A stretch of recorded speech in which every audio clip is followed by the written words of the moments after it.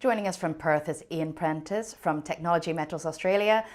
Ian, welcome. Tell us about these results from RC drilling at the Gabanintha Vanadium Project just in.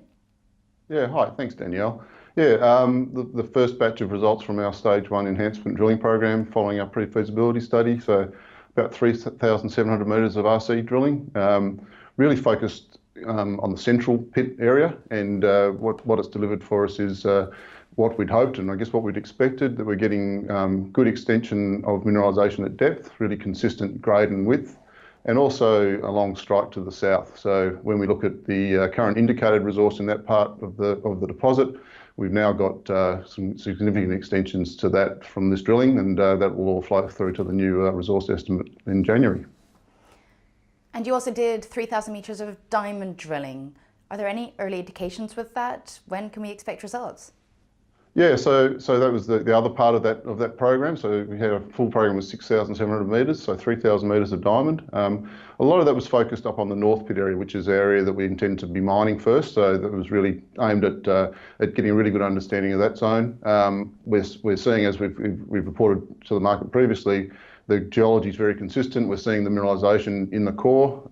We're starting to get the samples into the lab. So over the next coming weeks, probably later this month, early into December, we'll start to get the results flowing from that. But again, very, very confident with what we'd expect from that. And also in our southern tenement, which isn't currently part of the study, but certainly we expect to get some indicated resource into that part of the world as well. And the results we're seeing, or the geology we're seeing, has been very supportive of that. And you've mentioned there expanding resources. What are your expectations with timelines and how much they'll be expanded by? So timelines we're looking for, I'd expect early in the new year, probably towards the end of January, early February is where we're expecting our resource update to come through.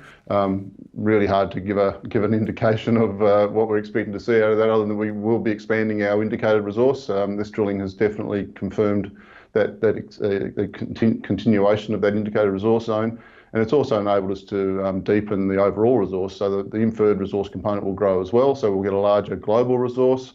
And importantly, we've also completed a program of detailed drilling to collect bulk sample for our pilot testing next year, and that we expect will deliver us a measured resource in the North Pit area. So that's designed to give us a really good handle on the first 2 or 3 years of our production.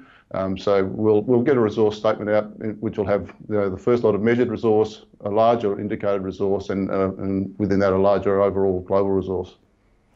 And whilst you've been developing the project, of course, you have personally been in China again recently. What was going on during that trip? Yeah, just back over the weekend.